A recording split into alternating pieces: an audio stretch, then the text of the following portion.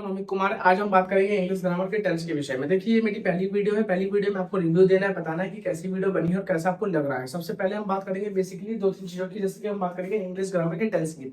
तो English grammar में tense को समझने से पहले हम कुछ चीजों को समझेंगे जो कि बहुत इंपॉर्टेंट होते हैं, जिससे आपको स्ट्रक्चर समझ में आएगा और आप काम को चीजों को समझने में थोड़ा आसानी हो जाएगा। थोड़ा और अच्छे से समझते कैसे समझाएंगे। देखिए, सबसे पहली बात हम बात करेंगे टेंस की। तो हम टेंस की जब बात करते हैं तो टेंस के अंदर सबसे मेन चीज क्या होती है कि जो प्रेजेंट है, पास्ट है और फ्यूचर है, ये मेन चीज है।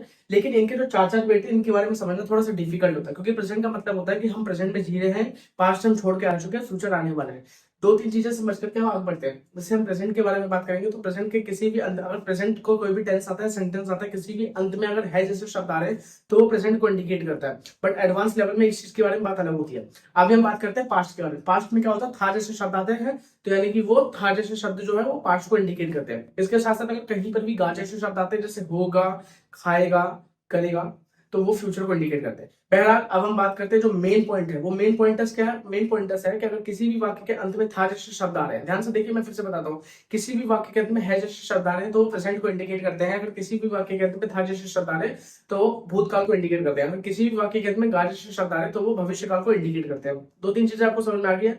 अब हम मेन समझते हैं। इसका आप एक स्क्रीनशॉट ले सकते हैं। स्क्रीनशॉट लेने के बाद हम आगे बढ़ते हैं। सबसे पहला मेन पॉइंट क्या है कि हमारे पास में तीन प्रकार के सेंटेंस केसेस होते हैं। एक होता है सिर्फ सेंटेंस। सेंटेंस मैंने क्यों बोला, क्योंकि वो पॉजिटिव सेंटेंस होता है, इसलिए इसको सिर्फ सेंटेंस बता करके आपको समझा। एक होता है नेगेटिव सेंटेंस और दूसरा होता है इंटरोगेटिव सेंटेंस। इतना हाइप होने की जरूरत नहीं है, बहुत अच्छे से समझाऊंगा।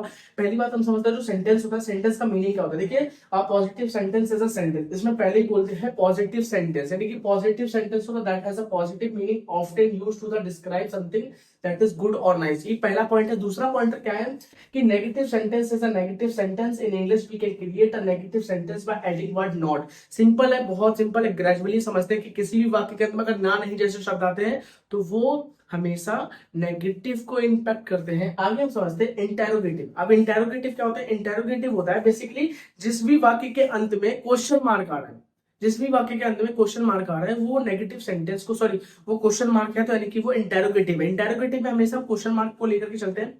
आगे बढ़ते हुए समझते हैं कि जैसे एक सेंटेंस है, sentence is a green flag, यानी कि ये पॉजिटिव है। एक आता है नेगेटिव सेंटेंस, यानी कि वो रेड फ्लैग है, हर चीज उसमें ना ही है, मतलब मना कर रहे हैं हर चीज के लिए। तो आपको आगे समझना है कि जो इंटेरोगेटिव है, बेसिकली इंटेरोगेटिव भी इसी तरीके से। इंटेरोगेटिव में क्या होता है कि आपके पास में एक पॉजिटिव वे है, दूसरा नेगेटिव वे है, तीसरा क्वेश्चन मार्क, यानी कि हर चीज का क्वेश्चन मार्क हो रहा है। जिस भी वाक्य के अंत में क्वेश्चन मार्क आ जाए, समझ लेना वो इंटेरोगेटिव है। देखिए, कोई भी चीज को समझना बहुत मुश्किल नहीं है, बस आपको समझना इस तरीके से कि उनका फॉर्मूला क्या होता है। फॉर्मूले के साथ चीजों को समझना थोड़ा आसान होता है, और जिस चीज का फॉर्मूला नहीं होता वहां पर थोड़ा सा आपको मेहनत करनी पड़ेगी। आगे बढ़ते हुए समझते हैं कि देखिए, जो हमारे पास चार कॉलम्स है, चार कॉलम्स का हमने बोला चार बेटों की बात की थी। चार बेटों में से क्या है, एक इंडेफिनिट है, कॉन्टिन्यूअस है, परफेक्ट है और परफेक्ट कॉन्टिन्यूअस है। इनके चारों के कुछ ना कुछ एक स्टैंड्स होते हैं। स्टैंड से मतलब क्या है कि इन चारों का कुछ ना कुछ स्टैंड होता है। वो समझाता हूँ कैसे, देखो थोड़ा सा समझते हैं।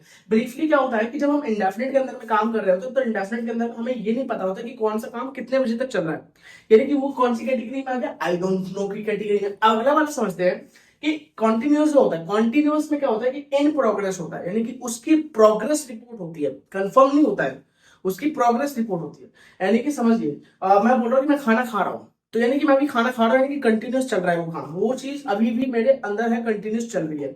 दूसरा समझते हैं, जो दूसरा एग्जांपल है वो है परफेक्ट का। देखिए, बेसिकली परफेक्ट भी कुछ इसी तरीके से है। थोड़ा और समझते हैं परफेक्ट के बारे में। देखो, परफेक्ट क्या है कि जब कोई काम पूरा हो चुका है, जब कोई काम कंप्लीट हो चुका है, तो वो परफेक्ट की कैटेगरी में आ जाता है। आगे समझते हैं आपका परफेक्ट कॉन्टिन्यूअस का।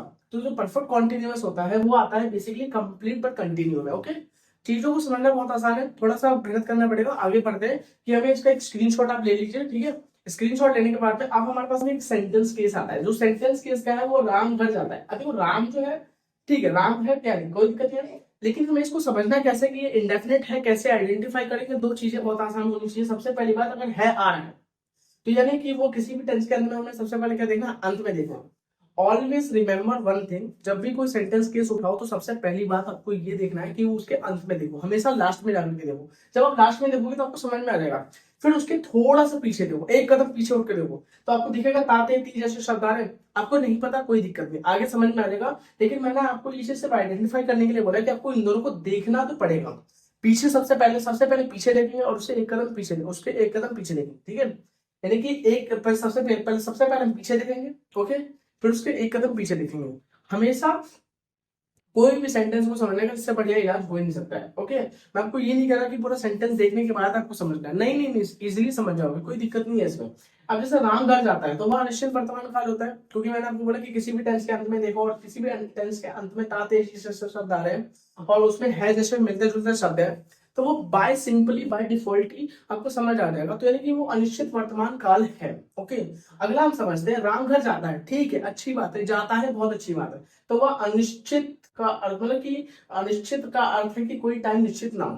पहली बात हमने इस चीज पे बात की थी, देखो समझाता हूँ किस तरीके से। देखो राम घर जाता है, पर हमारे मन में एक इमेजिनेशन आनी चाहिए। क्या इमेजिनेशन आनी चाहिए?